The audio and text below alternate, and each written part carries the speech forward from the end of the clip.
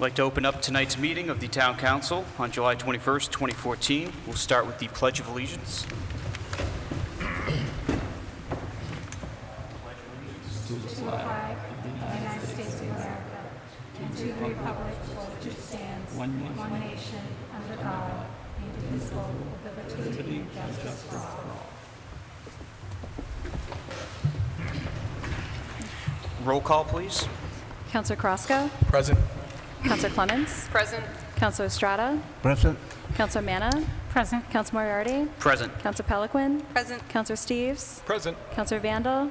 Present. Councillor Vecchia? Present. 9 here. Thank you.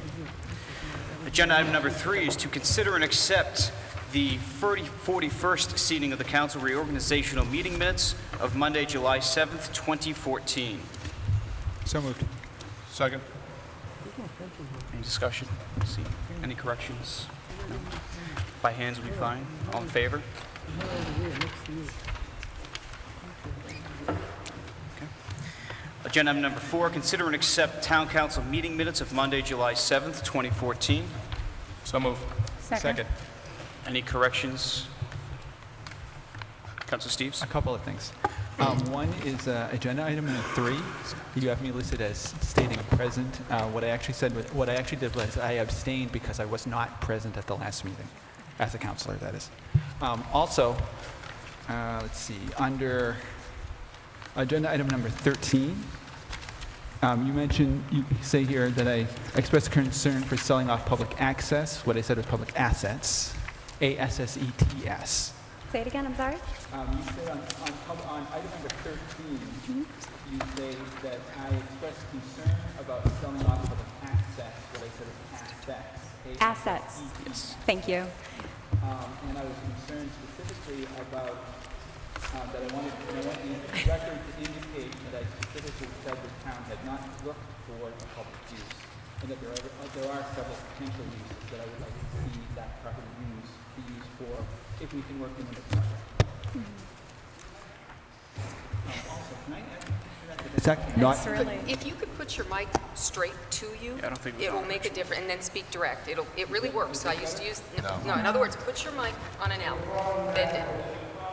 Put the whole thing up. There's a problem in the back. There's a problem in the back. Okay, now speak. But speak close, There's a problem in the back. a little bit. Not much. There's a problem with the mics. I'll get used to these one of these days. Is this better? Yes. Okay. Slightly. And also, I was wondering, Mr. Chairman, is there something that, can I ask, since we're on this item, can I ask the town manager a question relating to this item, since although it's not actually on our agenda today? In terms of the actual agenda item from the previous meeting, Specifically regarding the sale of the school. I think that would probably be more appropriate during Councilor's forum. Okay. Councilor Manna? Thank you, Mr. Chair, through you. Also, on agenda item number 3, you have abstentions from Councilor Vecchia and Estrada. It was only Councilor Vecchia that abstained, if my recollection is correct. Thank you.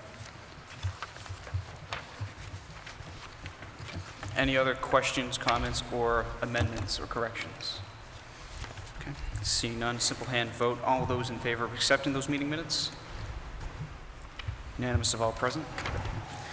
Subcommittee reports. Our agenda item number 5. We'll start with general government, and that chairman is Councilor Vandal.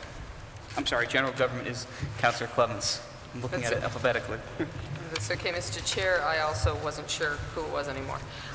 We have a meeting scheduled for Monday, the 28th, I believe, if that's the date. Next Monday, the 28th, 7 o'clock, in the George Parent Room, and the agenda will follow this week. Thank you. Thank you. DPW, Councilor Vandal. No report, but we've got a meeting scheduled for Tuesday, the 29th at 6:30 p.m. Thank you, Mr. Chairman. Thank you. Education and Human Services, Councilor Peliquin. We have a meeting scheduled on Tuesday, the 29th at 7 p.m. I can't hear it. I'm sorry. Can't hear We you. have a meeting scheduled on Tuesday, the 29th at 7 p.m. Planning and Development, Councilor Manna. Thank you, Mr. Chair, through you. No meeting minutes, but there is a meeting scheduled for July 30th at 7 p.m. Thank you. Thank you. Protections of persons and property, Councilor Carrasco. We have no meeting minutes, but we do have a meeting scheduled for July 30th at 6 p.m., and that's for the election of citizen members. Thank you. And Town Manager Search Committee, Councilor Carrasco. We had a meeting this past Thursday. There's no minutes in our packet to read, which we'll read next time. We have a tentative meeting scheduled for, we have a meeting scheduled for July 31st at 6 p.m., and that is to review the candidates that have been submitted according to the deadline. That's all I have. Okay, thank you. On agenda item number 6 is Chairman's announcements. The only announcement I have is more so just putting that out there. It's been put out a couple times already, but on Saturday, August 2nd, there will be a community build day at West Street School that starts at 8 a.m. And at that point, a lot of volunteers from around the community will be taking part in helping to build a playpen and jungle gym and those sorts of things over at the school. Long time in coming. So anyone and everyone that is able to attend, it would be greatly appreciated. And as long as you're 18 and older, in terms of just for liability. Turn that over now. Agenda item number 7, Town Manager's announcements. Just one item, Mr. Chairman, members of the council. I've got most of your submissions of the significant issues that you see confronting the community. Just have a couple missing at this point. Speaking with the chairman before the meeting tonight, I think we're collectively anxious to get those and pull them together for you and get that back to the council on your agenda. So if you have an opportunity, this is not meant to be a laborious, time-consuming exercise for you. It's just a few minutes to jot down your thoughts. If you could send those to me, then I'll start working on that this coming weekend and hopefully have a draft out to you next week for the next meeting. Thank you. Mr. Chair? Sure. Could I ask the town manager a question, please? Could you please give us an update on the pool situation so the Sure. community knows what's going on? And I know there's Ron out there, so if I don't have the absolute latest, because it is a rapidly evolving situation, Ron will add. We have, I believe, 4 lifeguards that left of the class that started that we were training, local residents. And I believe the Y has given us another 3 or 4, excuse me, who are certified part-time and wanted more hours. So we've got a complement of 7 or 8 at this point.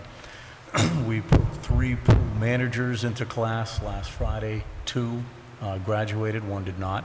So we now have 2 certified pool managers.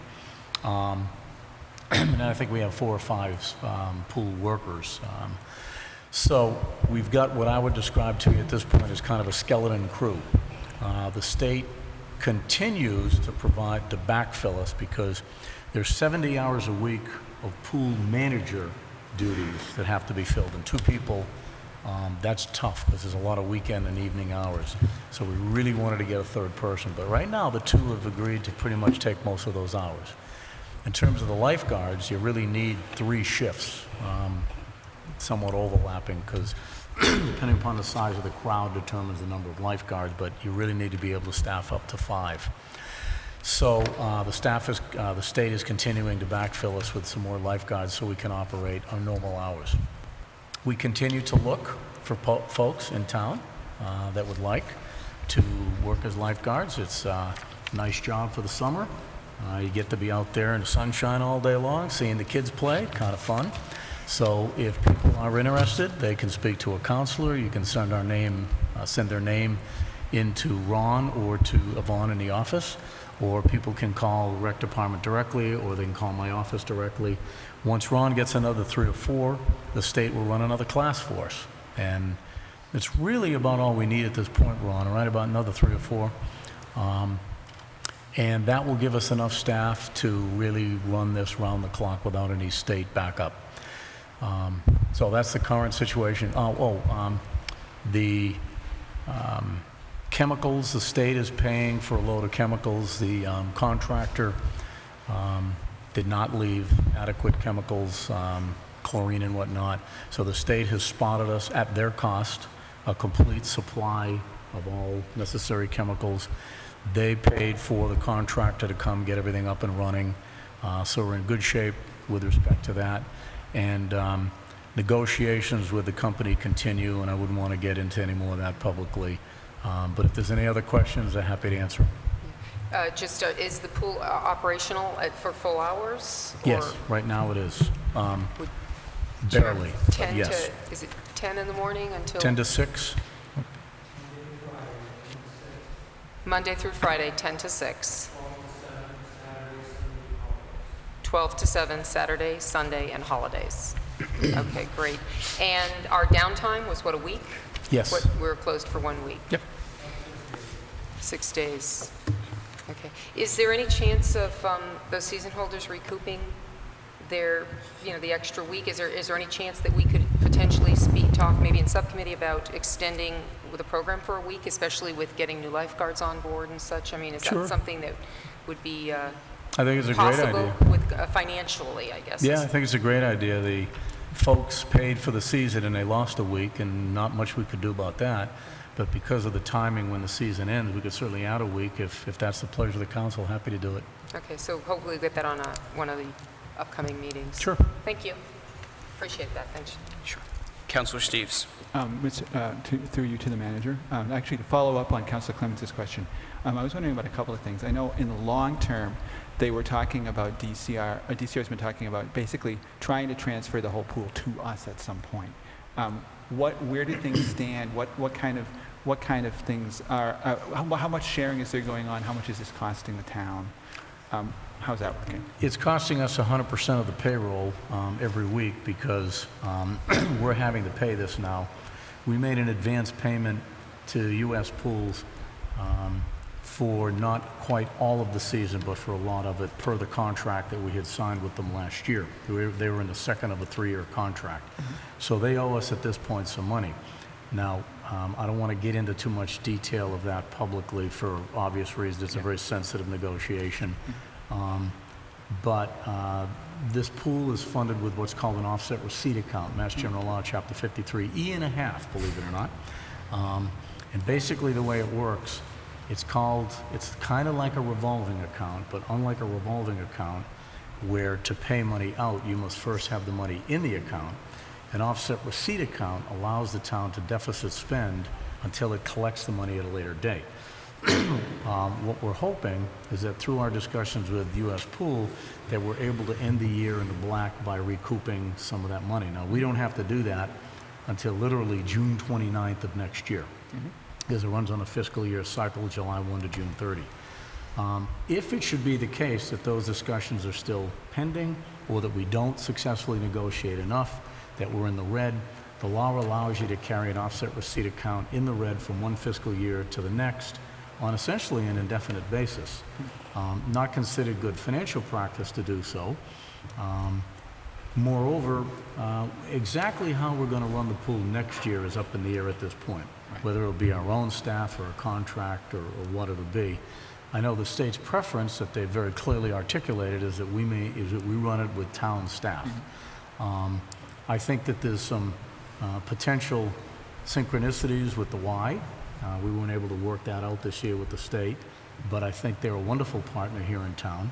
They run a pool. They certainly have the expertise. So I'd like to think that there's some partnership things we can do in conversation with the state, and we'll probably be exploring that in the fall, and I'll be back to the council with some sort of a report on, what the state is thinking. But do recall, please, it's a state-owned facility. Right. So we have to do what they want us to do. So we have the authority to negotiate within some limit. And I will tell you that so far, they just absolutely could not have been more helpful or more cooperative than the state's been. In fact, sitting in my office is a letter going to the commissioner thanking the two individuals, and I'll be giving that to the chairman, and perhaps he would be kind enough to allow it to be read publicly at the next council meeting, because they just have been incredible. So my read is that they're open to any suggestion, any scenario for next year. But right now we're kind of in crisis mode, getting it up and running and as fast as we possibly can. And there's a nice letter coming the way of a couple of other people, one of whom is sitting right over there, Ron Pluff, commending them for the excellent work that they did to take something that was a real disaster in the making and turned it into what was actually a wonderful example of community cooperation, people coming together from all sorts of places, the police department, cops and kids, the YMCA, town hall staff, the council, all kinds of people coming together to put this situation together. When you consider what happened and that we had to close it because of some serious issues, the fact that we were able to get this back up and running in 6 days is really kind of a miracle.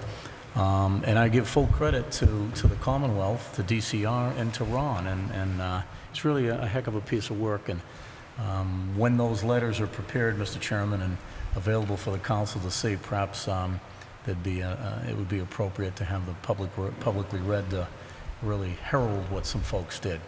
At the end of the day, it's a great story, a very positive story, and a wonderful comment on Southbridge, frankly. Thank you. All set.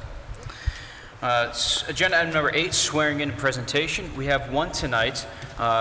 We have in attendance here tonight is Jose Rivera, who is, though he was born in Puerto Rico, he was raised and educated and came up through Southbridge, and is currently seen on a regular basis, including tonight at 9, which hopefully will be out in time for, on the Discovery Channel, a docu-series called Street Outlaws. And Mr. Rivera will also be on hand in September for the Cops and Kids drag race, and not drag race, but the show and the fundraising event they have up at the airport. So I'd like to introduce Jose Rivera.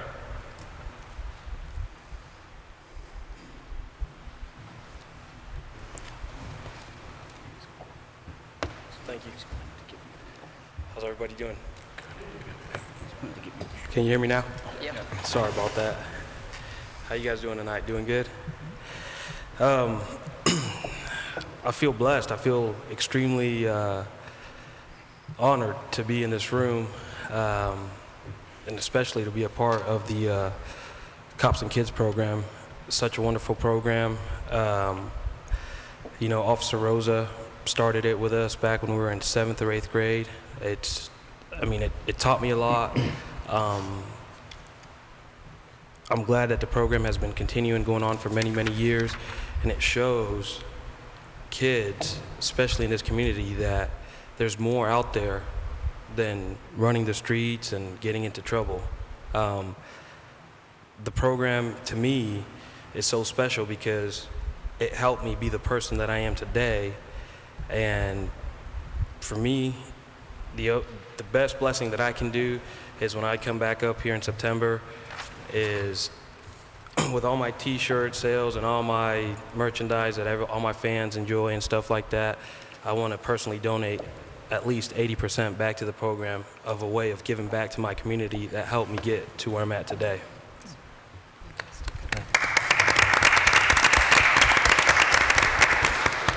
Do you guys have any questions? I get them all day long. Councilor Carrasco? Yes, I just want to thank you for coming out. I know it was kind of short notice, but honestly, there's a lot of young people that do look up to the success that you have, just to be able to be on TV and be in front of cameras and go to different events. Can you just give us a glimpse of what you've seen in Southbridge, of your little mini tour of since you've come back? It's been a little, you've been here a very short time, so just what have you seen and what has the reaction of the citizens? Coming back, once again, it's sad because I didn't expect my hometown where I grew up, where, at the age of 7, 8, 9 years old, when the street lights came on, we were home, and now it's 11 and 12 o'clock at night, and you see a bunch of young kids still out in the streets, and, just seeing the park that I grew up on, the basketball courts on Henry Street Field. I used to shovel those courts in the wintertime, break the ice just to play basketball. And you come back to a town where, as an adult now, I know how much potential the town has. I know how great this town is. And to see it like that, it's just sad. It really is. It's sad. And I know that, you guys have the right people in place and you guys are working as hard as you can to show these young adults that there's a better future out there, that it's not about gangs, it's not about drugs or anything like that. But it is what it is. It's just sad. I mean, I'm honestly heartbroken to come back to a hometown that I haven't been back to in about 8 or 9 years and see it in the shape that it's in. And I just pray that next time I come back after September, maybe 3 or 4 years or 5 years from then, that it's changed. And if there's anything I can do as an adult to come back and help rebuild, I'm here. Councilor Cummins? Thank you. Well, obviously, you had some good parenting that went on. Mom and dad, whichever, whoever, both, hopefully. Yes, ma'am.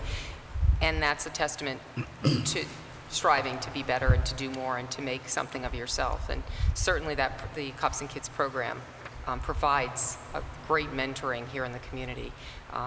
I love the little part that I've been able to play in that, and so many others who have donated and just volunteered their time to go there and teach them about jobs and their future and what they can be. And so, thank you for coming back and saying that. I think what we need to do is challenge all the parents out there. Absolutely. To take responsibility for their children and for the way they're going to turn out in a few years, and to realize that you need to be present in your children's life. So thank you for being a role model to our local community and beyond, and I hope that you do get many chances to get back here and Thank you. I greatly appreciate that. a little. Thank you so much. Yeah, and you're absolutely right. I mean, parenting. I mean, the way I was raised, I went to school with Sean and Esteban, and it was totally different. Nowadays you see young adults. I don't like calling kids. They're young adults in my eyes. But it's like, where's mom and dad at? In my household, the way I was raised is God comes first, and then everything else, you follow the rules. You do good in school, and it's gonna lead you to a better future. School is the most important thing. My dad, Lieutenant Colonel in the United States Air Force right now, he's stationed at Barksdale Air Force Base, Louisiana. I'm not saying it because I was a military brat, and the stuff was stricter, but before my dad chose that career to better our lives, it was still discipline. That's what we're missing as parents nowadays. I see it everywhere. You see it everywhere. It doesn't matter if you're in Southbridge, Massachusetts, or you're in Oklahoma City, where I live at now. The iPad is what babysits kids nowadays. It shouldn't be that way.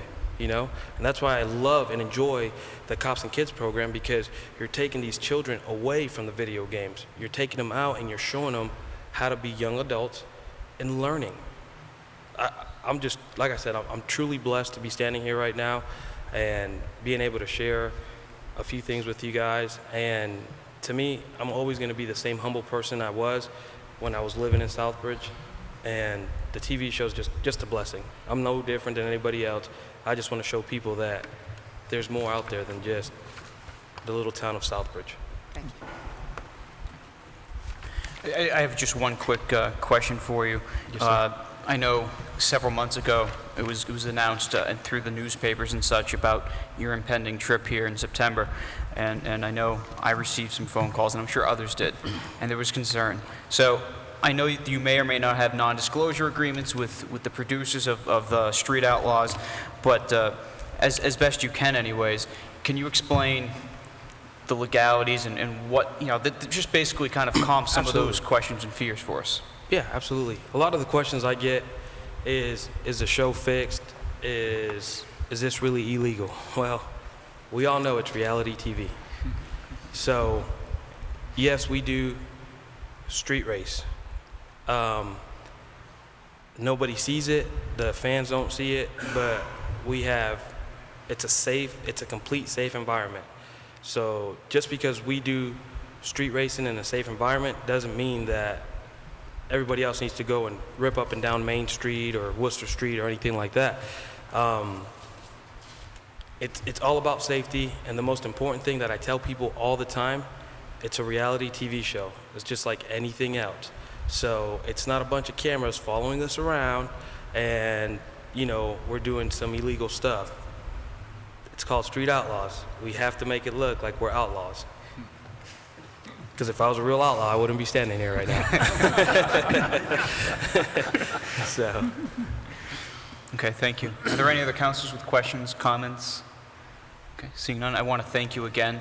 And I know you had a gift you'd like to present to our interim town manager, Kevin Pagos. yep. Official.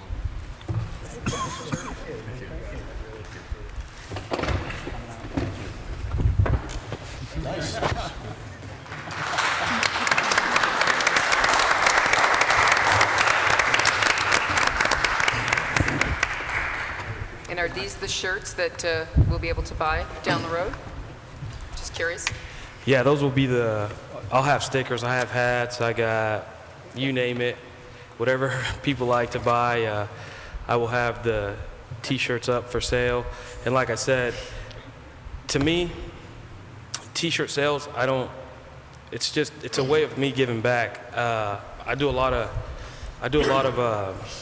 different charities. My nephew is autistic. He's got autism. My sister started a program, and a lot of my proceeds go to that program because, like I said, I'm blessed to have an opportunity and the chance to be on TV because out of millions and millions of people out there, why me? Why did I choose to be on there?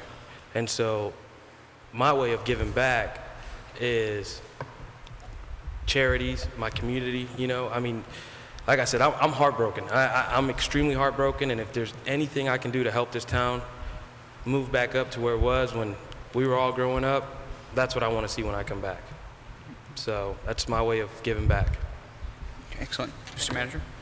Mr. Chairman, members of the council, I was advised today that it's apparently a tradition for the town manager to be in the dunk tank at the Cops and Kids fundraiser.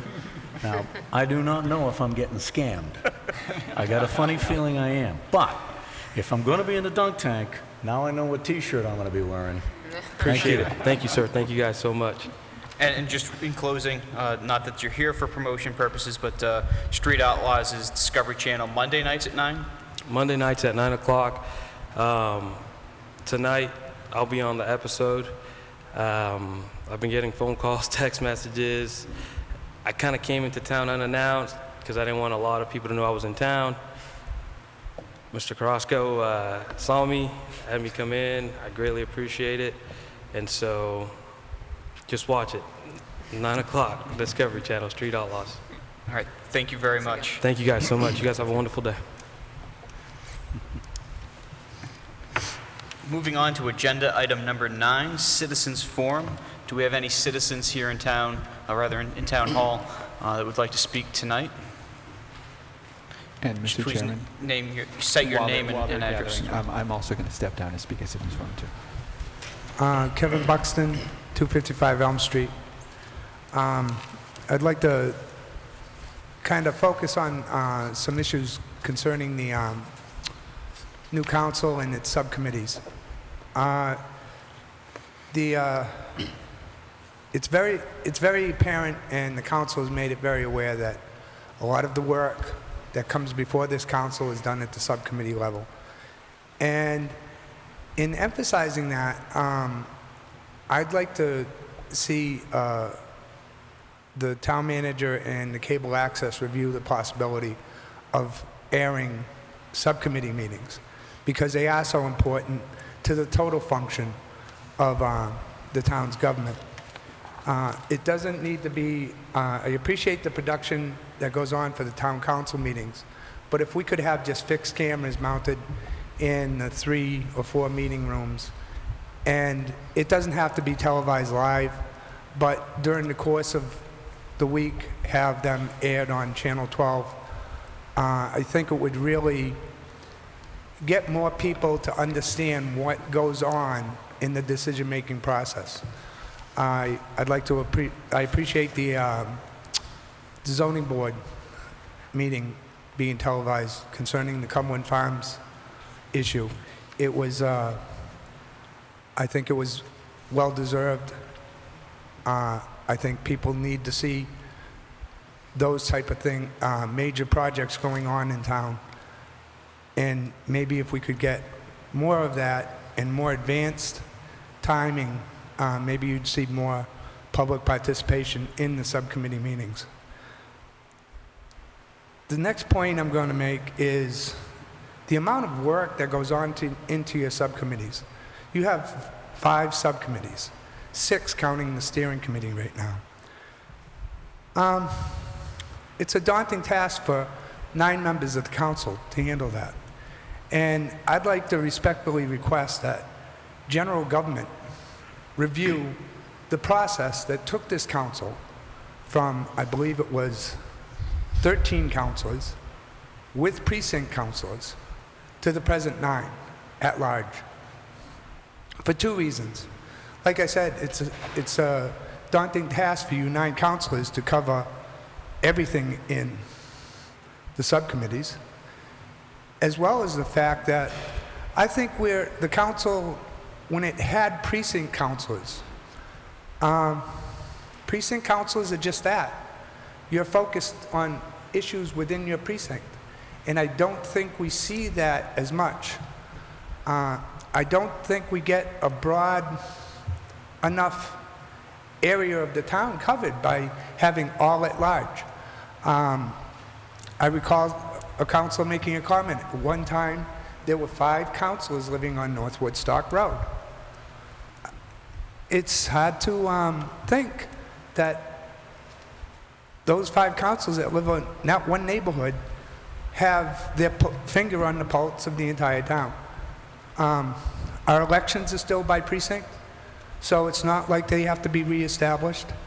I just think it's a situation where by reviewing why the council went to the 9, if that criteria hasn't been met, maybe it's time to go back to where we were.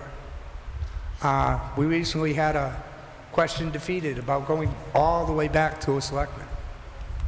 Well, maybe we don't want to go all the way back to the selectman, but maybe we need a larger council to help get more done without burdening the few. And basically, that's about it. I realize these aren't easy projects that are going to go over overnight, but I think something that can take a serious look at and hopefully help us improve our government system. And just as a point of information for you, Mr. Buxton, the change of council going from 13 downward to 9 was not a council action. That is a charter. That was a charter change that was voted on by the community. By our charter, every 5 years we have to do a charter review, and we're probably coming up close to that. I don't recall for sure, but we're probably at least 3 to 4 years out from that. So another year, or possibly even this year. I would imagine within the next 18 months, that committee would probably have to be formed. So that's something that would be brought up, or could be brought up to that group, the Charter Review Committee, in order to discuss that, any merits to the charter, whether it's going back to precincts, increasing or decreasing, going back to town meeting format, changing to a mayoral form. Anything and everything can be discussed at that time. So I just wanted to point it out. It wasn't a council decision to change the allotment of councilors. So it came through a citizen petition? Not a citizen petition, but every 5 years, per our charter, we have a charter review, which is appointed, and that group sits down, they study the charter, make their recommendations, and then it goes forward to the ballot. So if you recall, just a couple years ago, there were charter changes that included removal of the vice chair, how many votes it would take to remove the manager, and so forth. So that's where that would come up through. Councilor Manna first. Thank you, Mr. Chair, through you. I believe that was a charter commission that was elected that made the recommendations for the going from 13 councilors to 9 councilors. It wasn't the appointed charter. It wasn't the appointed charter committee that the chair does. It was an elected charter commission, Right, I so- believe. right. And to Mr. Buxton's point on having subcommittees filmed and aired on TV, that'd be great if we had the money to actually do that. Perhaps that can be a discussion.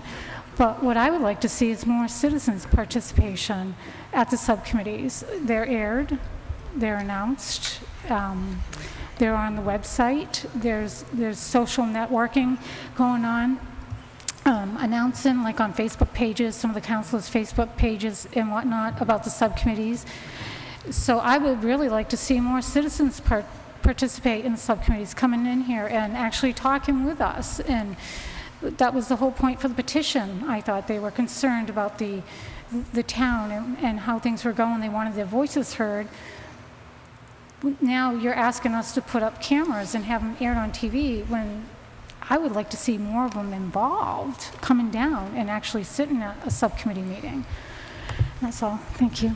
Councilor Clements? Thank you. Mr. Buxton, in the Home Rule Charter, on page 2, well, starting in the beginning, the first couple of pages, you'll see that the previous Charter Commission, who changed our charter down, member-wise, down on the council, they explain their reasonings for it. Now, I'm not saying we could take it up and talk more in depth at a meeting. I have no problem with that. But they are very clear as to why they reduced down to a 9-member elected at large, serving 3 staggered terms. It reduced the council, was favored by public and unanimously agreed to by the commission. Size of council is clearly important. This is about 3 paragraphs or so, and it also does address why they went to council at large instead of precincts, based on they had reduced participation. That was one of the big ones, is that they weren't getting enough people coming out in precincts. You were running unopposed most of the time, and so there was no. There's just less competition. I'm not going to second guess them. But if you want to read that, or if you want someone to go over that, I know your eyes occasionally. It's in the charter itself. I have a copy. I'll look it up. Yeah, it's in the charter. They go through all their reasoning in the first, let's see, page 2, 3, in terms of why this commission chose what they did for this particular charter. There's about 6, 7 pages of all the different points that they changed from the previous charter to this one. As to Councilor Manna's point, any commission, any review committee can also address, as the chair said, this issue if we were to look at it again. But I don't know, again, they could review it. That's their purview to review. A commission can do the change. A committee can only suggest the change to council, as was done the last time, and then council either chooses to submit it up to the state for approval or go to the people for a vote, or, there's many steps, as you are probably aware. But in the actual charter, it tells the previous commission's reasoning for changing it. So, we can review it at a general government. I have no problem with that. If you want to attend, we can put it on an agenda item and review it. All right. I appreciate your information. I'm a little confused as to the fact that the forming of either a charter review committee or a charter review commission initiates the discussion or submits to the council a change, and then it's ultimately the council who yays or nays it. The commission is an elected body, and so they have the right to actually put forth the charter to elect to the voters, whereas a review committee makes suggestions, but as council, we have the ultimate vote to say we should send it up or not to the state for those changes. A commission can do it without our approval, so to speak. Do you understand? But because they're already elected, there are 9 members that are elected to that committee from the public. Okay. Do you still have a quick comment, I Councilor just Pelton? wanted to clear up the difference between a charter review committee and a charter commission, because it seems like Mr. Buxton was confused. So according to our charter, every 5 years, the chairman appoints a charter review committee, which reviews the charter and then submits changes to the council. And I don't know if you remember our last charter review committee, they commissioned a report, they gave it to the council, and the council actually made numerous changes to the charter review committee's report and then sent it to the legislature, which accepted it and then sent it back to the voters, who accepted the changes at the annual town election. Whereas if you had elected a charter commission, you do that by a petition. You petition to elect a charter commission. There's 9 charter commissioners that are elected, and they work on making changes to the charter, which are then brought directly to the voters without any sort of council interference. So if you want to make substantive changes to the council you think the council wouldn't like, you'd probably want to petition to elect a charter commission as opposed to asking the town council to look at it themselves, because you're taking the authority out of the voters and putting it into the council's hands. So you might not get what you want. Does that answer your question? Yes, pretty much. I mean, as in layman's terms, no matter how good the idea, the process still seems so daunting, and with time restrictions. I do recall the last charter review in, was it maybe 2012, when now, does that 5 years, because I know the charter review took quite some time, and I know coming through the council took quite some time. Is that 5-year period from when the last charter review was established, or is it when the last charter review was repealed? That's something to look forward to. Like I said, it's just a situation where I realize it's maybe daunting, but still think there's a lot of positive things that could come by having more people involved in our representative government. And I thank you for your time. Okay, Councilor Vecchia? All I was going to state is that council's citizens forum is supposed to be 5 minutes. Then if you want to talk longer, they have to ask us to talk longer. And we're discussing the pros and cons of the charter. We could talk about that all night. So I'm just saying I'd like to see 5 minutes. We already had 5 minutes. Right, no, that's fine. Thank you. Do we have any other citizens that would like to speak for Citizens Forum? Hello, my name is Audrey Clark, and I live in the town of Southbridge at 1105 Lebanon Hill Road. I'm 12 years old, and my family currently owns chickens. Recently, we have received a letter demanding we get rid of our chickens. It is our understanding that the reason we were sent this letter is because of a zoning bylaw violation concerning chicken ownership.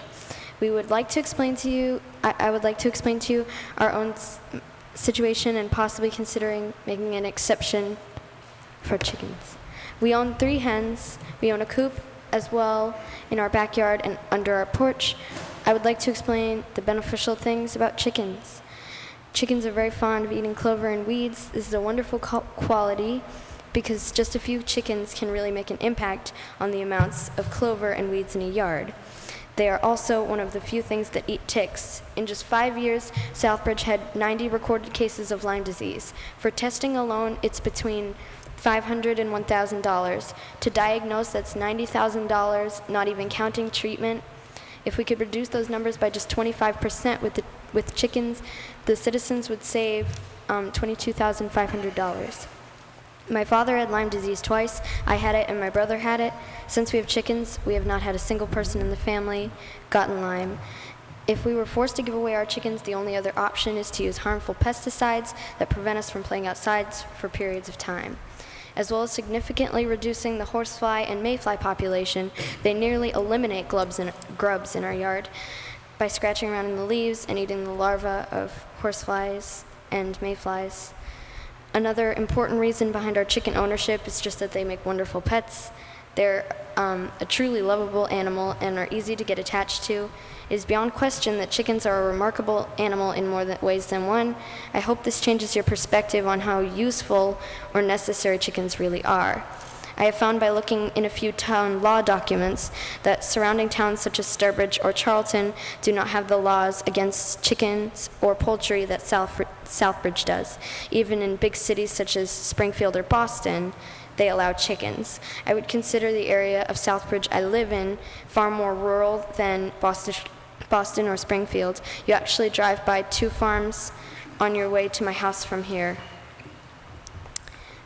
The surrounding towns do not seem to have any issues with hens or roosters, even without the laws that we have enforced in our own town.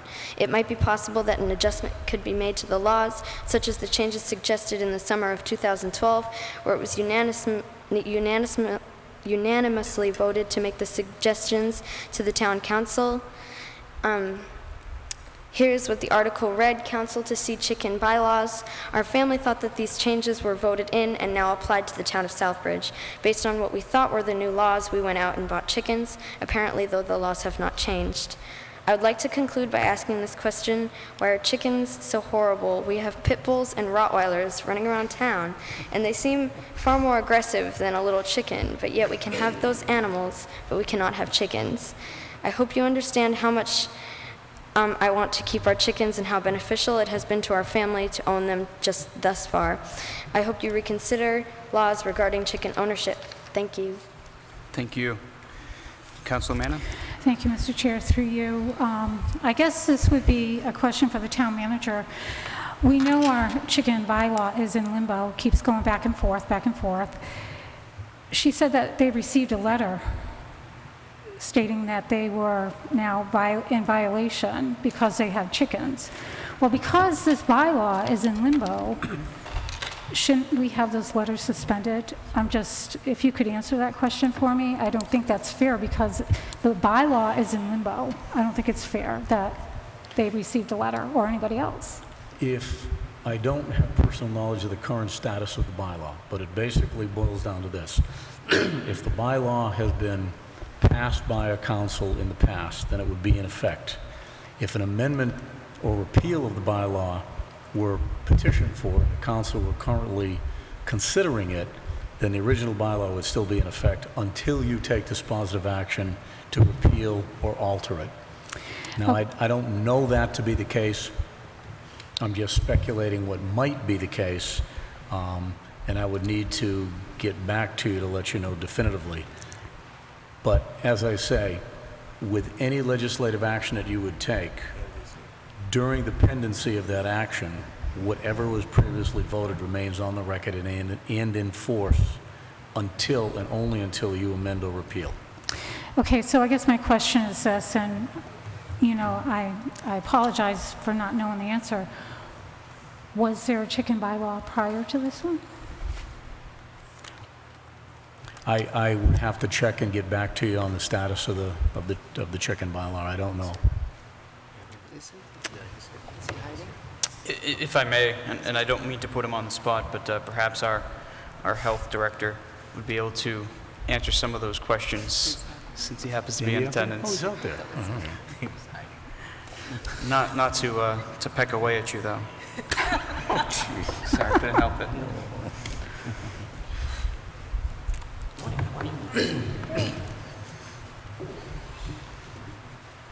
Squeeze in here, please. Well, we can share it. It's fine.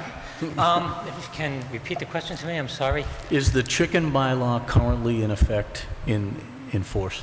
The state of Massachusetts has a zoning law that says we can't stop you from having chickens if you have more than 5 acres. Nick, who is a zoning enforcement officer, did show me a town law that says that you cannot have livestock on less than 5 acres. Could I get a copy of that, please? I'll get you one. I'd appreciate it. I feel very badly for this young girl. She's now in limbo of losing her chickens, possibly, because of something that nobody can agree on. So, Yeah, thank you. I'll talk to Nick tomorrow and get a copy of it.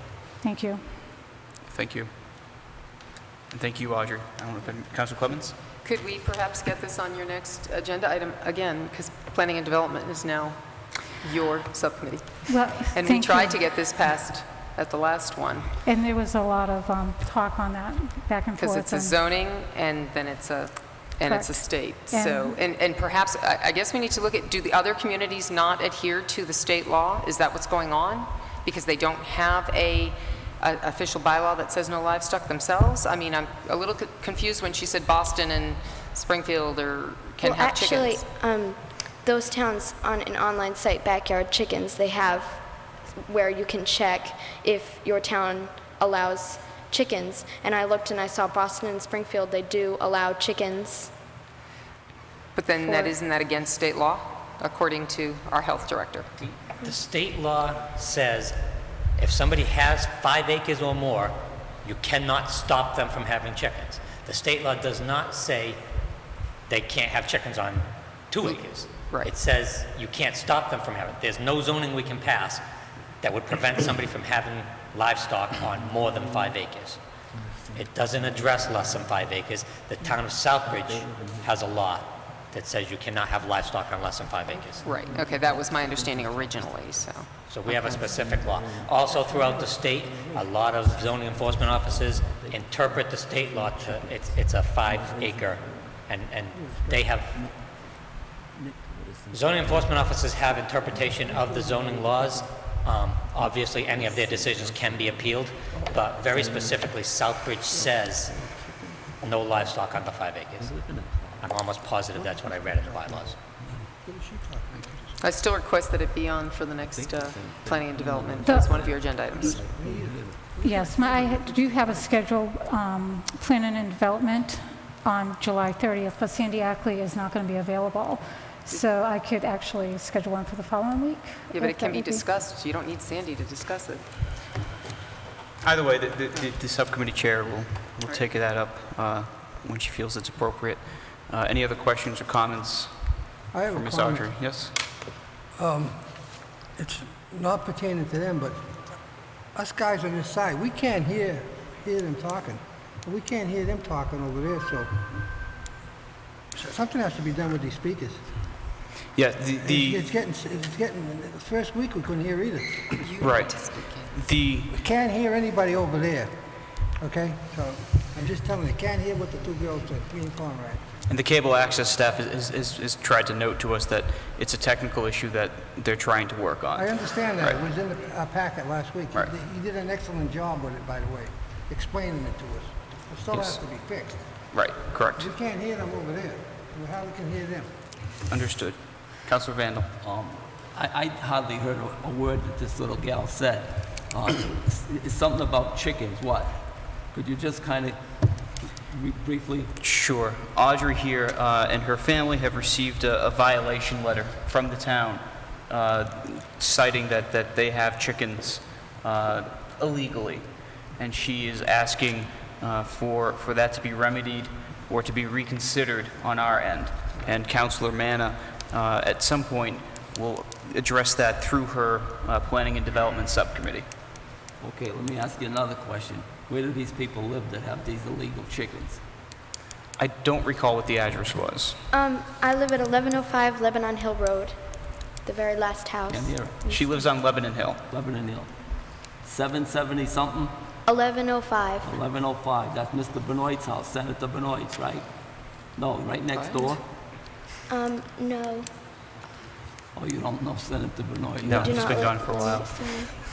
You know, I don't know why they gotta get harassed, these people up on Lebanon Hill. I mean, how many chickens are we talking about? We have 3 hens. A what? Three Three hens. hens. 3 hens? No roosters. Shouldn't even be talking about 3 hens up on Lebanon Hill. That's up in the clouds up there on Lebanon Hill, that's the, you know, come on, let's be realistic. I got on my soap opera many times on chicken. These people that made these laws, they don't know anything about chickens, all right? They don't know which came first, the egg or the chicken. I'm serious, all right? No, I'm serious. They don't know anything about chickens, and here they are coming and harassing a little kid. For 3 hens, they don't even make noise. I could see if she had 100 chickens and 50 roosters or something, you know, then we'd have something to complain. There's nothing to complain about. So that ought to be an easy one at your subcommittee. Okay. Thank you, Mr. Chair. Thank you. And thank you, Audrey. Just a point of order, I think.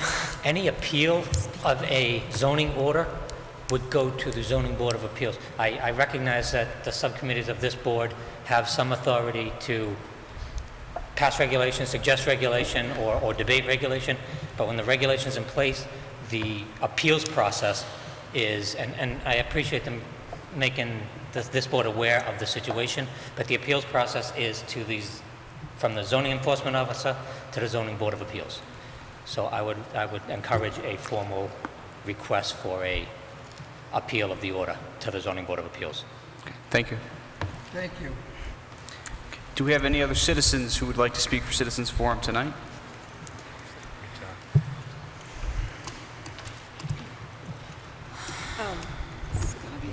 Hi, Maureen Doyle, 771. Not to be totally redundant, but I'm not going to change this. I'm just going to read everything I wrote. There is a town bylaw that a number of us have been trying to change for 3 years now. This bylaw is regarding household chickens. We want to change the bylaw to make it more accessible to support oneself and make it possible to eat locally. This would create a more sustainable ecological situation, as chickens are useful for several things in addition to food, such as eating pesky insects, helping to increase the organic matter of the soil through their scratching, and by providing excellent fertilizer. As any farmer will tell you, animals can be useful in many ways, and these resources need to be used wisely. The chicken hens are interesting to observe. Their social dynamics are complex and insightful. Several years ago, a new bylaw was proposed that decreased the acreage requirement and was a step in the right direction. It was discussed heavily but never passed. I don't know why. We have strived to be in compliance with that proposed chicken bylaw, assuming it would be passed. However, it was scrapped and replaced with a livestock bylaw, which is quite broad in definition, I think too broad. My understanding is that the livestock bylaw was recently sent back to the planning board by the town council. In the meantime, we have received a letter from the inspection department saying that we are in violation of the old town bylaw. The one that has been dissected for 3 years now and has had many adjustments proposed. This does not seem fair to me. Why are all of us who want to move forward penalized for this slow process? If the proposed chicken bylaw had been passed a year or two ago after the public hearings, we'd be in compliance. As a tax-paying citizen of Southbridge, I'd appreciate any feedback or suggestions from the listening audience or other counselors, because our 14 days is ticking away. Thank you. Thank you. Excuse me, one question to the chairman. Mr. Vecchia, Council Vecchia? One question, what 14 days are ticking away? It's part of the We requirement. have 14 days on the letter to comply with the letter. And what if you don't? We're charged $200 a day. Oh, my God, Can you believe that? it's crazy. It is. Okay, thank you. And that's actually why I stepped down here too, from my seat up there to down here, because this is an issue that's bigger than, it's a little awkward for us, obviously, but this is an issue that's bigger than just us, because there's such an interest in these things, and the current bylaw might have made some sense back in the 80s when it originally passed, but the big picture has changed greatly since then, and I think we need to catch up with the times. We will comply with the chicken letter, but we'll get our birds back. This only doubles our resolve to change the law for everyone's benefit, since having local food variety strengthens our whole community's security. I mean, this is something that, as a community, raising our own food is a basic human right, and this is something that Southbridge should make as easy as possible and a priority. If you're watching and agree with us, let's work together on this. Give us a call at 508-764-8042. And thanks for your time. All right, thank you. Mr. Manager? I just want to reassure the council that I will take steps to ensure tomorrow morning that there is no enforcement of our chicken bylaw until the council has had sufficient time to consider what changes, if any, you'd like to make. I'd like to think in telling you that I was exercising some great strength of intellect, but I think a chicken could figure this one out. So, through the Mr. Council Vecchia? through the chairman to the town manager. So what you're saying is they're not going to get fined? No, you're not going to get fined. Okay, thank you. Good evening, John Pulaski, 3 Genesis Oh, Street. I'm sorry, I didn't see Councilor Estrada. Back to the question the council put. What's the 14 day? The 14 days is the requirement that they would have to comply with the bylaw by getting rid of their chickens. And if they do not comply at that point, they would be fined $200 per day that they are in violation. Okay, thank you. Go ahead. While I was out there, I'm not up here to talk about the chickens, but I found it interesting that, at least according to Wikipedia, and I know they're not a legal journal, But Wikipedia considers cats and dogs livestock as well. And I know from the experience of a friend who had a fire at his barn, at least in Vermont, they said that the chickens were not livestock there, that insurance company. He did get a check for the horse and the cow he lost, but they wouldn't pay on the chickens because they said chickens weren't livestock. And that's I mean, agricultural schools will go back and forth on whether they're considered livestock. They've often, they'll use the word poultry instead because livestock tends to be mammals. So perhaps these people, because, nothing against the people that are finding them, they're not agricultural students. Maybe they're not, chickens are not covered as livestock, even by state statute. I have a question because I don't want to discuss the subject I'm concerned about if it doesn't need to be discussed tonight. But if the council wants to rescind the vote, do they have to do it at the next meeting? Or is it something that can be done within a reasonable period of time, like a few meetings? Has to be done at a council meeting, and since it's a zoning bylaw, there are particular requirements regarding advertisement prior to the votes, publication in a newspaper, etc. Were it a general bylaw, and my understanding, Andy, is it's a zoning bylaw, correct? Well, I'm sorry, sir. I'm not speaking of the chickens now. I'm kind of changing the subject. You mean in sort of general? Let's say that some you ladies and gentlemen voted for at the last meeting. And for reasons that people may not even be aware, they're concerned that maybe everything hasn't been looked at. And they want to try to persuade members of the council to rescind their vote. Does it have to happen? Does the rescinding of that vote have to happen at the next meeting, or are there a few meetings, a reasonable amount of time? As a general rule, you mean? Yes, sir. It has to happen at a council meeting. There's no requirement that it happen at a subsequent meeting or not. All right, so I will not, I've said all I want to say tonight, then I'll Point of order. try to talk to you as... Yes. If it needs to be brought up by the prevailing side Yes. also in To be order reconsidered. to be Correct. reconsidered, Yes. right? And to rescind, I believe it has to be at the next one, if I'm not mistaken. I mean, we did a lot of research on this before, but If it's a reconsideration vote, and I apologize if I didn't understand you. I didn't understand the terminology. If it has been acted upon and defeated, and it is being requested for reconsideration, then as the council says, it must be, the motion to reconsider must be made by the prevailing side, and it must be made at the next meeting. And if it's acted on and approved? Same And if thing. it's acted on and approved, Say the same. I suppose the It would still be the same thing with the provision of prevailing Robert's side. rules would apply as But it's not as the an next observation meeting. of common There's- sense. I don't know there's why more the to it. prevailing side, once passing it, would want to reconsider it. That would, unless there was some perception between meetings, something was flawed. It's to amend or revoke. But Is it certainly would be Councilor permissible. Check it out. Clements, because I know she, No, you know Reads what? a lot. I'd have to go back. It's been a while. So, Okay, but I know she the rules are does a lot of slightly reading on different that subject on research. changing it completely. Pardon? Like, the rules are slightly different. It's not as easy. Reconsider is easy if it's the next meeting, but when it's changing completely, you can bring something back up, but you have to, it has to, I'm not sure if it can come back up within that same Because of year. open meeting law. Yeah, yeah. So You've you got- have to, yeah. You've got two provisions of law that have to be considered. One is the open meeting law. The other one is Robert's Rules of Order, because this council is governed by Robert's Rules of Order. But the open meeting law would be ascendant over any conflicting provision, but in the case where there is no conflict, you have to observe both, which can offer some complexity. okay, I'll try to continue to contact the councils about it, and perhaps this can be addressed at another time. Thank you. Thank you. Just check on page 327 in here. Motion to rescind that has been voted down cannot be renewed at the same session unless the motion proposed to be rescinded has meanwhile been amended sufficiently to present a new question.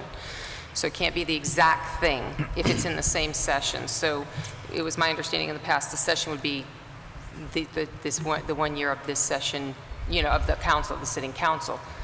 I'd get a legal opinion, but Okay, thank you. Thank you. Good evening, Roger Coward, 82 Taylor Avenue. I'm speaking in regards to this issue about the chickens. This young lady that spoke up tonight lives way up on Lebanon Hill on the Connecticut line. Now, when the chicken bylaw went through, you have zoning areas and residential areas, outskirts areas, where the population is thick, you cannot have chickens. But when you live in the outskirts of town, out in the woods area of town, Southbridge, like Alpine Drive, Denison Drive, anywhere where you're on the outskirts of town, you should have different guidelines for those areas because they're away from heavy population areas, and nothing was taken into consideration for those areas other than the center of town, and what fits one hat for one situation does not fit for all situations.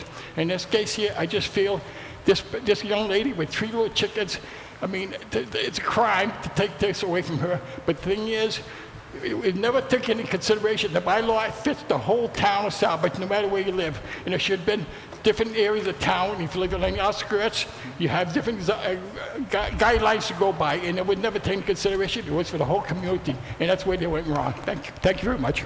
Thank you. Do we have any other citizens who would like to address the council during citizens' forum? Okay, seeing none. Moving on to agenda item number 10, vote to reappoint Margaret Morrissey as director of Jacob Edwards Library for a 3-year term effective July 1st, 2014 through June 30th, 2017. So moved. Second. Okay, any discussion? Okay, seeing none. Roll call, please. Counselor Clements? Yes. Counselor Estrada? Yes. Counselor Manna? Yes. Counselor Moriarty? Yes. Counselor Peliquin? Yes. Counselor Steves? Yes. Counselor Vandal? Yes. Counselor Vecchia? Yes. Counselor Krasko? Yes. 9 yes? Motion passes. Agenda item number 11, vote to reappoint Anna Smith as landfill monitor for a 3-year term effective July 1st, 2014 through June 30th, 2017. So moved. Second. Any discussion? Councilor Vecchia? Thank you. I got this letter here from Andrew Pelletier, and it says we would like Mrs. Smith's reappointment to be on the next EHS subcommittee meeting. Was it in an EHS subcommittee meeting? No, it wasn't. This agenda item did not go before the EHS subcommittee meeting. So this letter at is any wrong. point. He requested this in the middle of June, and at the time, Okay, I it was understand. never set. It was Okay. either never sent to EHS or the chair chose not to bring it up. Okay, my point, does it have to go through EHS? It does not. Okay, that's what I figured. One question. Anna Smith, does she have more than one job besides landfill monitor? We have looks like Mr. Pelletier will come up to address your questions.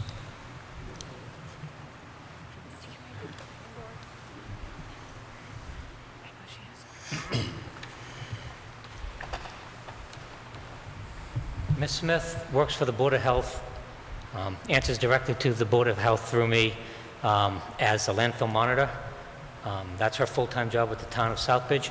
I believe you'll also take records for the planning board at the meetings. Okay, that's what I thought. I thought she had another job. That's all I wanted to know. There's no problem. I just wanted to know. Okay. Thank you. Thank you. Mr. Manager? Does anybody know if this is an appointment of the town manager?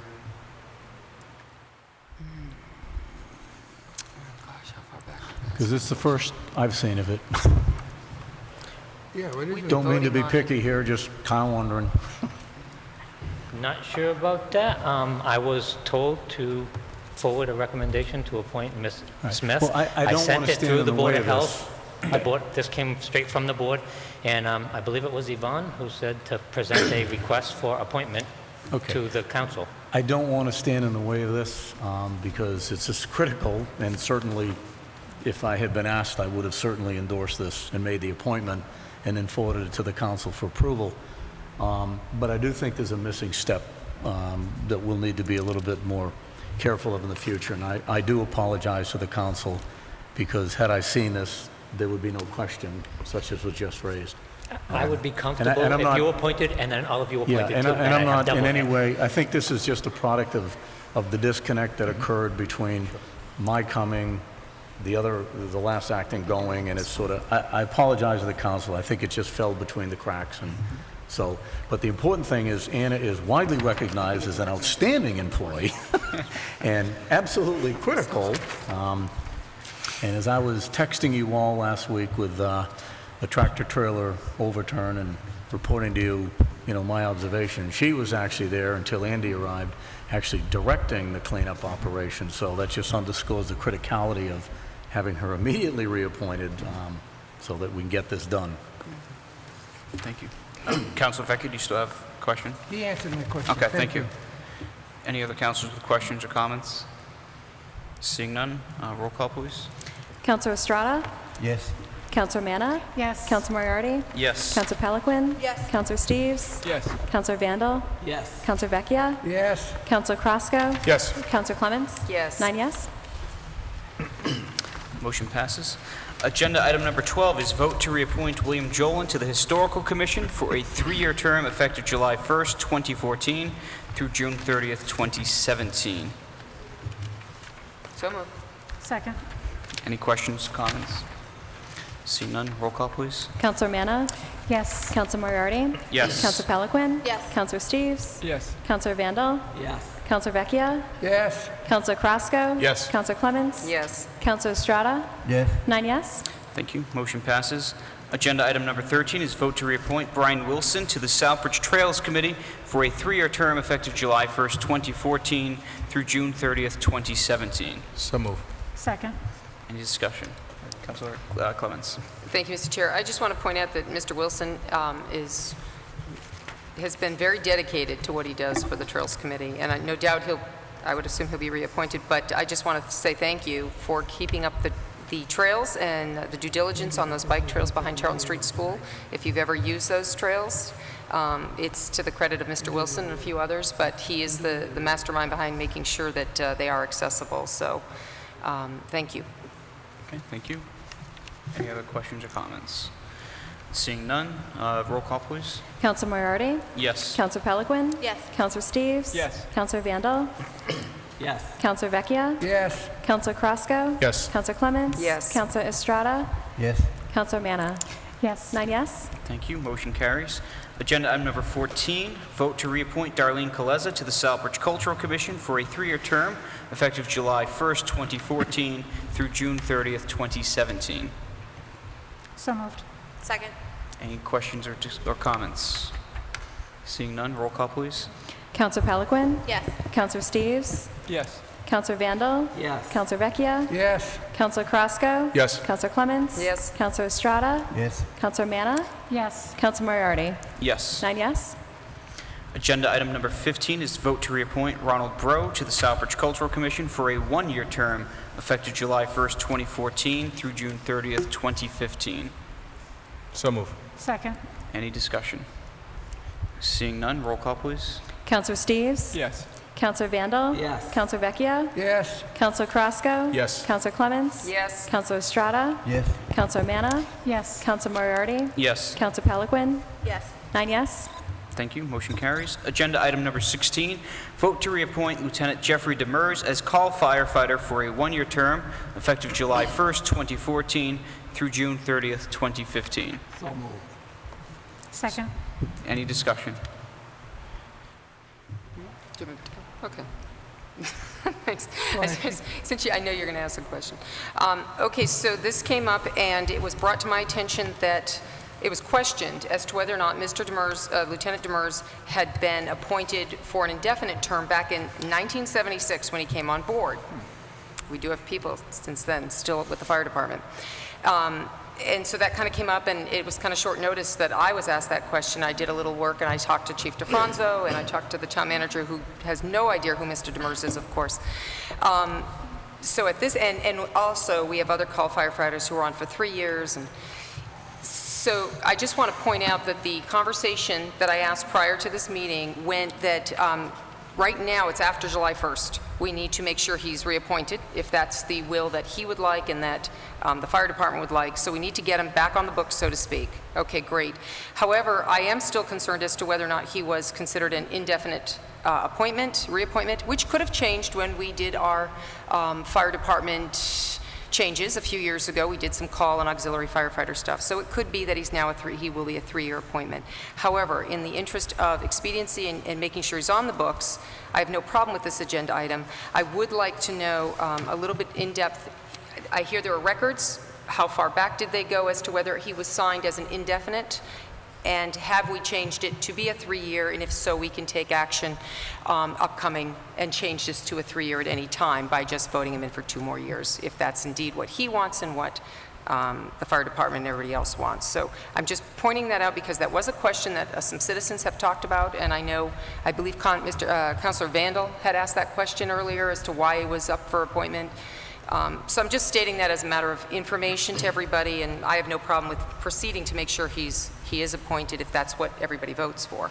But I'm bringing it for information. Thank you. Thank you. Councilor Vandal? I also got a phone call this afternoon saying the same thing. So I'll verify it. And the person called me and told me he was appointed definitely. No, indefinite. Yes. I point out, you could hear me, yes, Counselor? I can hear you. Okay, people. It's not rocket science. That's because you got Into a big the mouth. mic. Thank You're you. right. Thank you, Mr. Vandal. I do. You're right. Thank you. Any other comments on the agenda item at hand? Seeing none, roll call, please. Counselor Vandal? Yes. Counselor Vecchia? Yes. Counselor Crosco? Yes. Counselor Clements? Yes. Counselor Estrada? Yes. Counselor Manna? Yes. Counselor Moriarty? Yes. Counselor Peliquin? Yes. Counselor Steves? Yes. 9 yes. Thank you. Motion carries. Agenda item number 17, vote to amend Schedule 5 to add new pay rates for newly created personnel positions for the operation of the A.J. Petro Pool. So moved. Second. Okay, and I'll turn this over to the town manager. Yes, Mr. Chairman, members of the council, with the addition of pool staff, specifically 3 new positions, pool managers, lifeguards, and pool staff, whom we have not employed before, we have to have a wage standard for them. So lacking, frankly, time to do what I would call a proper classification and comparable wage study, we basically went off the state wages, compared it to our own employees that were already on the schedule, and this is what we've come up with. The wages you see in front of you, $15 for the pool manager, $9.50 for the lifeguards, and pool staff $8.75. We were constrained a little bit by a couple factors. One is the rec director himself is only paid $15.75, so it created a kind of an upper limit. And secondly, the state's wage rates are in the back for you, and we did not want to be in any way competing with the state because, of course, they were providing lifeguards to us and training our lifeguards, and we didn't want to be in the position of getting even close to theirs and compelling anyone to leave their employ and come to ours, because that would have been really biting the hand that feeds, proverbially, to say the least. And so we wanted to be careful. So this is not what I would call a completely elegant or perfect compromise we've struck here. We will do something more thorough for next year. We also have the reality that we've still got to recruit some more people, and if we find that wage rates are what's inhibiting our recruitment efforts, then we may have to do some adjusting. The only one I think that might bear that would be the certified lifeguard position. I think the pool staff and the pool managers are fine where they are, but the lifeguards may not be quite where we need them to be. So don't be surprised if I come back to you in 2 weeks with an adjustment on this. Thank you. Any discussion? Seeing none, roll call, please. Counselor Vecchia? Yes. Counselor Crosco? Yes. Counselor Clements? Yes. Counselor Estrada? Yes. Counselor Manna? Yes. Counselor Moriarty? Yes. Counselor Peliquin? Yes. Counselor Steves? Yes. Counselor Vandal? Yes. 9 yes. Thank you. Motion carries. Agenda item number 18, vote to appropriate $38.52 for a Southbridge Public Schools unpaid prior year bill dated November 30th, 2011 to Alpha Graphics for engineering our Digital Future High School Student Manual. This is a 2/3 vote required. So moved. Second. Okay, motion and a second. Should I defer this to you or to Mrs. Sheridan? No, it's just a prior year's bill that, somehow didn't get paid by the June 30 deadline. Councilor Steves? Yeah, I was questioning this. It's not only a prior year's bill, this is 2011. I'm sorry. I'm sorry. This is not only a prior year's bill, it's a 2011 bill. I mean, the person that it was being billed to isn't even working for us anymore. Where did that happen? Yeah, I It's not a don't, whole lot, but I can't tell you exactly why that is, and if your preference is to wait till we can give you an answer to that, more than happy to have this put over to the next council meeting. No problem. Excuse me. Councilor Vecchia? Mrs. Sheridan's here. Can you, maybe she can great. explain it so we can vote on this Oh, tonight. Mike.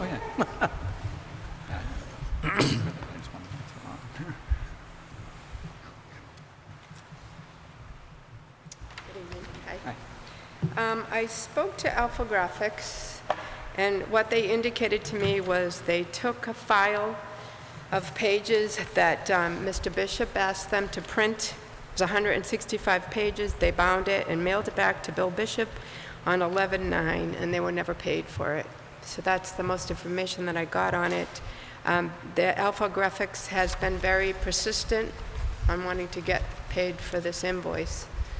But unfortunately, Mr. Bishop is no longer there, and when I did speak to the secretaries, the only information I have is the invoice, copy of the invoice, and I did speak to them directly. I had the town as well as my payables girl make sure that we went back to see if it was ever paid. There was no payment. So I don't know if you have any other questions. Councilor Vecchia still has the floor. Hi, how are you? Hi. How are you? We owe the money, right? According to Alpha Graphics, they mailed this bound 165 pages to Mr. Bishop at 25 Cole Ave. We have proof they did the work. Only the invoice, and like I said, there's nobody else. Nobody that was here at that time is still here to indicate whether they have that book here. I did call the secretaries, but nobody was able to give me further information on it. Mr. Chair. Are you all set? Actually, I have Thank Councilor you. Steves that was... Okay. Councilor Manna? Thank you, Mr. Chair, through you. Ms. Sheridan, this has been an ongoing. I remember last year, bills that were past due, that were lost in the shuffle somehow, discovered again. So this has been an ongoing issue for the school department, overdue bills popping up. This year, we're trying to clean up things that have happened in the past. This is from 2011. I've been here since the end of May, and when I did get here, I'll give you an example. Some of the utilities had previous balances that we cleaned up this year, and we did a lot of analysis to try to get that cleaned up. We did get those all cleaned up. This bill is one that this Alpha Graphics has been calling, persistent on it. I've been trying to get more information on it, but to no avail. The only other thing that I can do is call them and see if they have any further information, but for the $38.52, we thought that it might be easier to just clean it up. One of the things I will say that for the Fund 2 for this year, we just closed out to the town about $14,000. So I was told to have to come to the town committee rather than pay it out of the Fund 2. Thank you. Councilor Clements? Thanks. So a couple of questions. There was no PO for this. And what is do we have a PO process, PO protocol for people? I realize that was then. Do we have something in place now that nobody orders something in the name of the school and has it shipped without a PO or something? Yes, we have, the way that the system is now, I have in place is anything that is ordered by the principals, and anything ordered in the school systems is supposed to be pre-approved by the principals before it comes to me, so that I know that the principals know what they're purchasing. That's on the KVS system, and now that we have new principals, they're all going to be, they're going to have a lesson on the same policy. The athletic director, that was one of the things that we had problems with the past. She was in my office, the new athletic director was in my office last week, and I gave her a binder with some examples of forms, went over the entire policy for her. We also are going to give out a copy of the the payables, the payables procedure that the town has to all the principals and anybody who's doing purchasing, athletic directors. But basically, they've all been told that they are public funds, and the only one that has the authority to spend these is if it is signed by myself or the superintendent. Okay, so I guess that's good. And my other question, it's 2011. Is there no statute of limitations? That's a twofold, though. Statute of limitations as to when you have to pay and when they can keep billing. Have we continuously, you said they've called, have you seen a bill like this every month? Or are there records of this bill being sent every month since 2011? No, this particular just come out one, of the air? this year, they've been calling and sent the invoice. I mean, there is no PO. Could you say you don't want to pay it because there is no PO? Yes, you could. Yeah, okay, the town manager has a... I'm going to get you all off the hook here, and I do apologize again that I didn't catch this before, but you actually can't vote this. It's more than 2 fiscal years old. Chapter 40, Mass General Law does not allow a bill that's over 2 fiscal years old to be paid, period. End of story. Lights out. Can't be done, period. I will find out shortly, and it's certainly not any fault of the staff in this building, how this got to you, but this should not have even landed on your desk, and my apologies. It won't happen again, promise you that. So We'll we find need out to- tomorrow. Okay. No explanation offered, 3 years old. Yeah. I'm sorry, this is absurd. Either a vote to table, or I guess you can remove your motion. Okay. I have Councilor Carrasco, and then I have a list growing here, unless things change. Do you know you're all set? I just think we need to just resend our Rescind. motions and, Yes, please. I rescind my motion and I just have a general question. remove this item. Okay. Real quickly, Councilor Vecchio? Do we do a lot of business with them? No. We do some business? No, I don't know this vendor Okay, that's except what for I, this. thank you very much. Councilor Steves? And actually, that ties into the question I was going to ask is, how did we end up getting one item printed by a company in Dallas? I don't know. It was 2011 when Are we Mr. actually Bishop sure was that this here. is like even a legitimate bill and not a scam? Have we investigated that?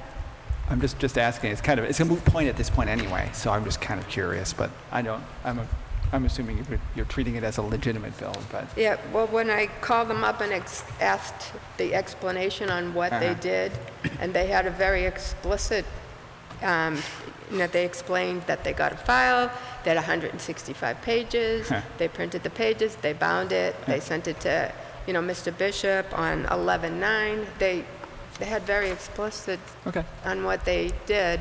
weird. They said they shipped it on 11/9, so I don't know. I mean,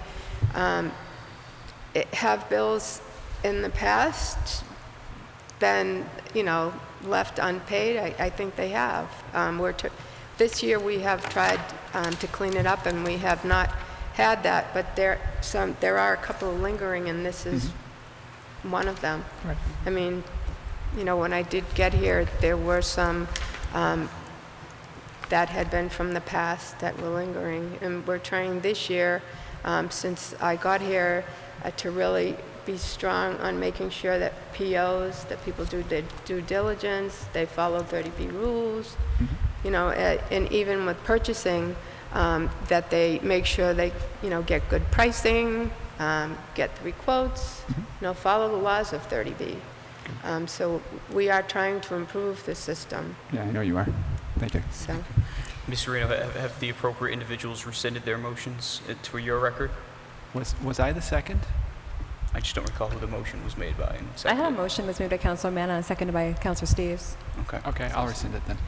Make a motion to table this item until any further action is or ever due on it. Just a procedural suggestion. Tabling would be unnecessary because you are forbidden from acting on this. No matter what the Okay. explanation is, you cannot appropriate this money. So But being that it's on the agenda, shouldn't we tidy it up now? I will deal with it for you. Don't worry.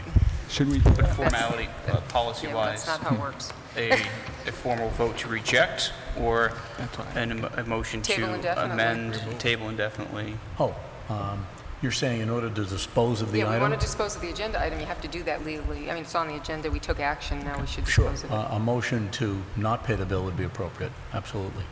So moved. Second. So, we gotta well, make then we the- have you to gotta make the amend. If motion. we just get rid of it, we don't have to amend and do all that. Do you understand? We can't just change it like you're just saying, a vote to not.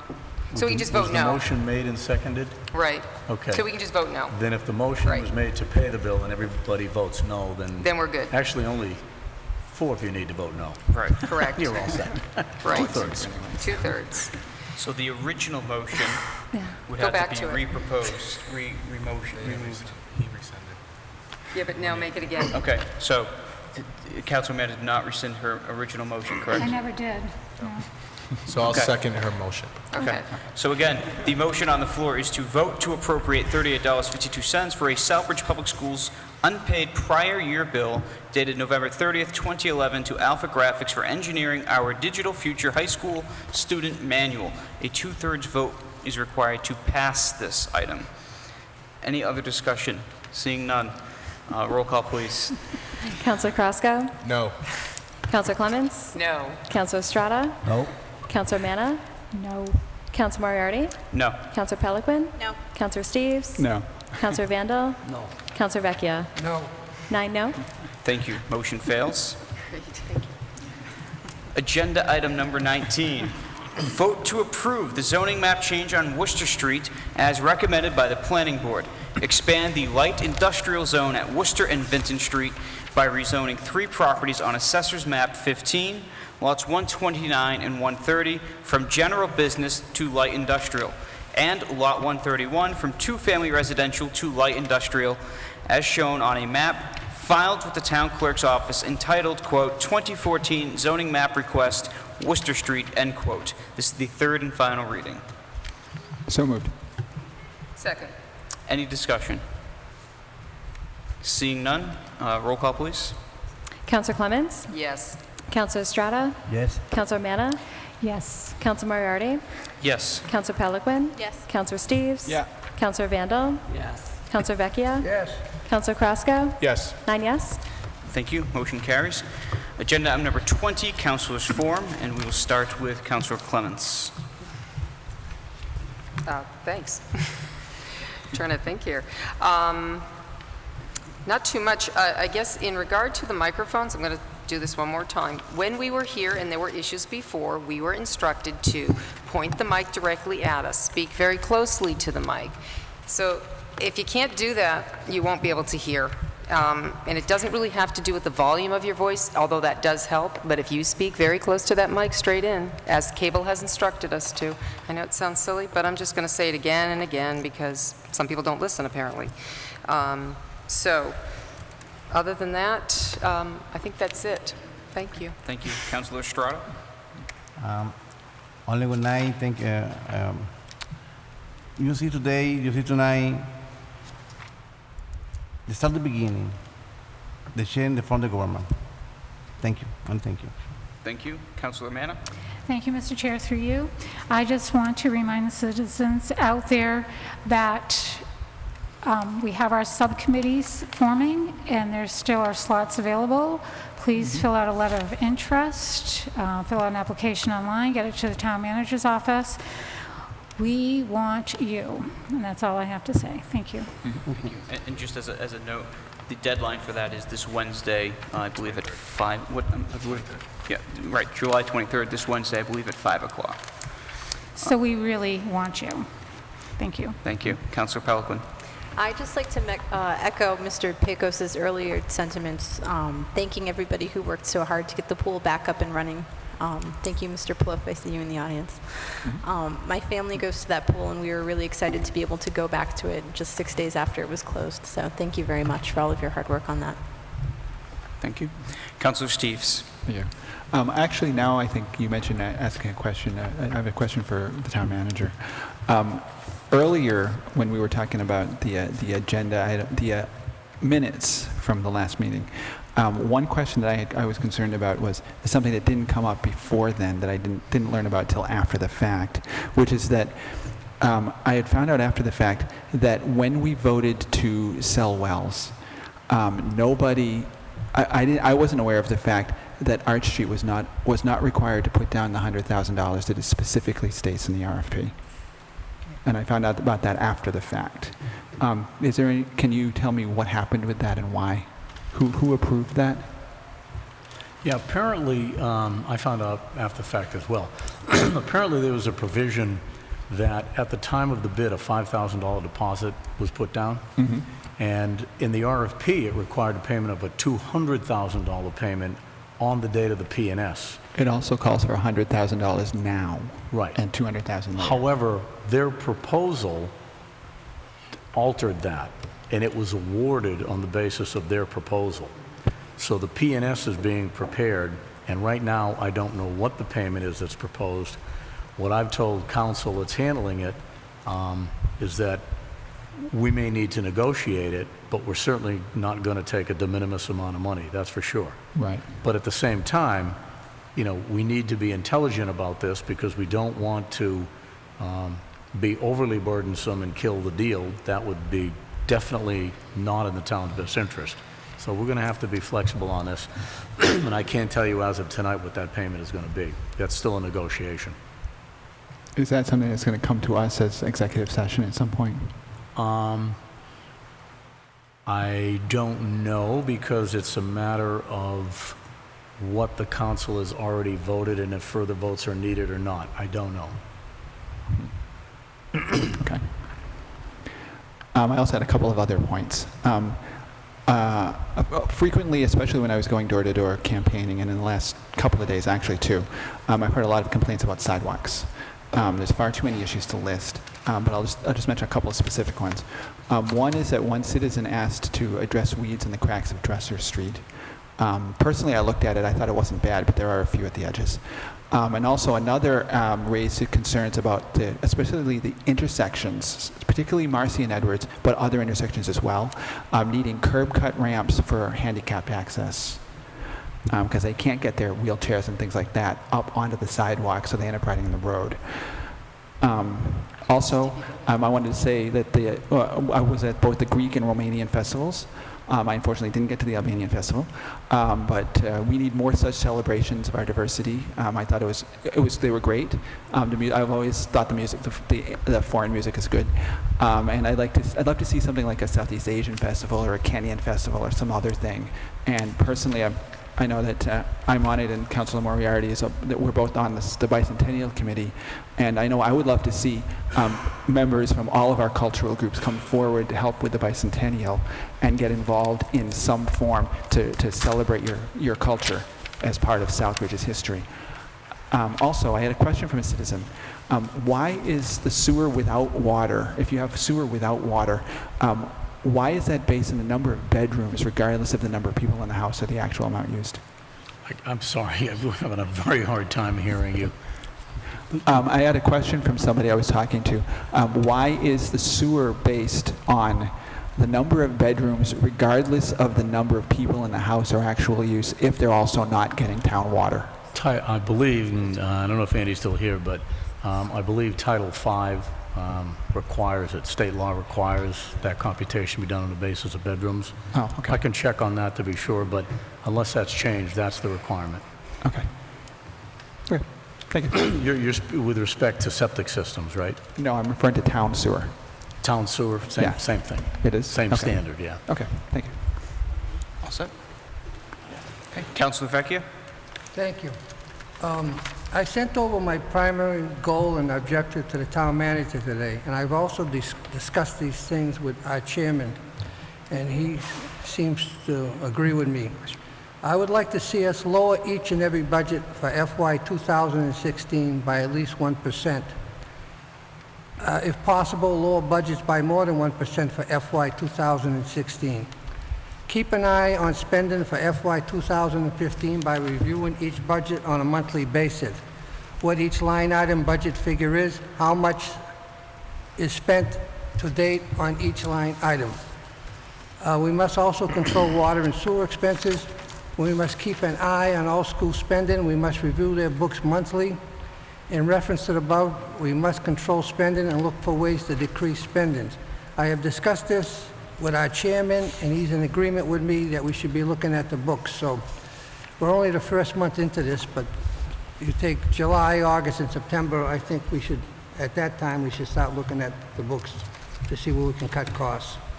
Also, I heard that the acting town manager state during the discussion on the pool that he had a letter and that he was going to share it with our chairman.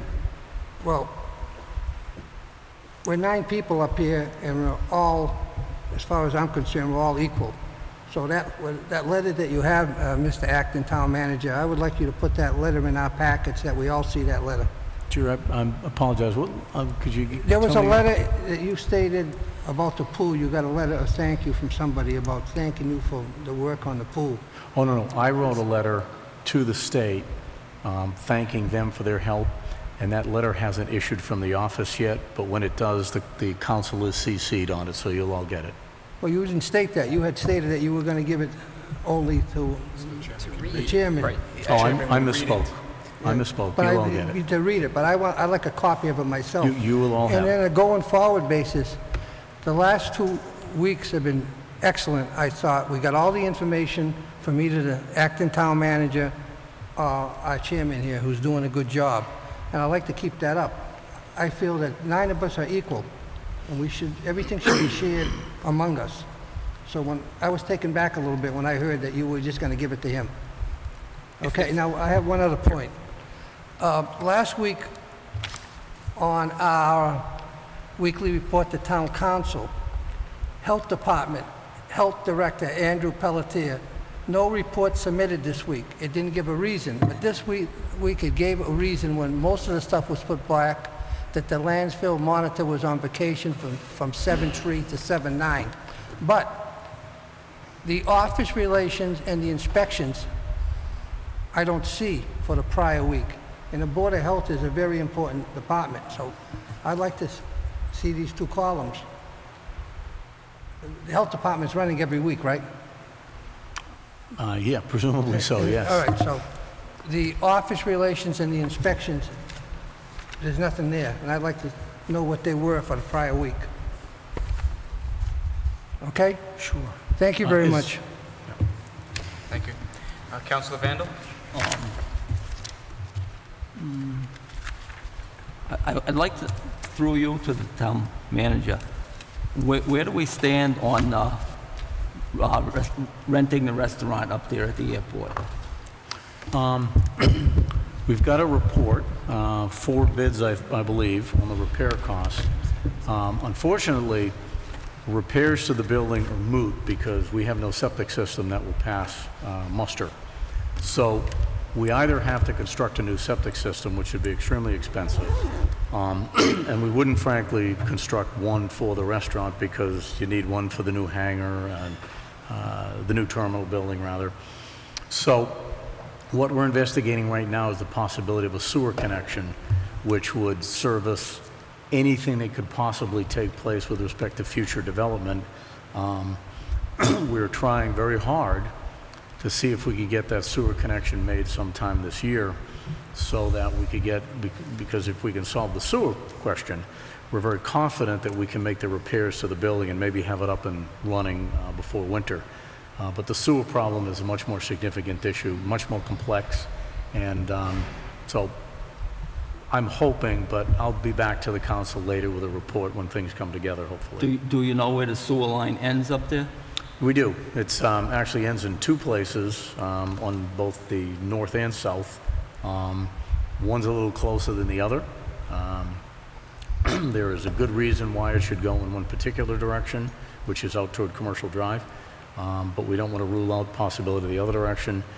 Overland, where the water line went, if you're familiar with that, the cross-country route, Right. does not appear to be a possibility because the amount of money we spent blasting ledge in that area makes it prohibitive, because if we started blasting to accommodate the sewer line, we would probably break the water pipe because it's so close. So, and besides that, if we take it down the street, access road to commercial, then the likelihood is we'll open up some industrial land that currently is not sewered. Right. And that could be very beneficial in terms of marketing some of that industrial land. So it's an ongoing project, but it's way high on the radar screen. So I'm hoping to come back with some good news in the next few weeks. Sounds good. Thank you very much. All set, Counselor? All set. Thank you. Counselor Carrasco? I have nothing this evening. Okay, thank you. Agenda item number 21, discussion of next meeting date. Next meeting date will be Monday, August 4th, 2014 at 7 p.m. here in council chambers. And agenda item number 22, adjournment. So moved. Second. All in favor? Unanimous of all present. Thank you. We're adjourned.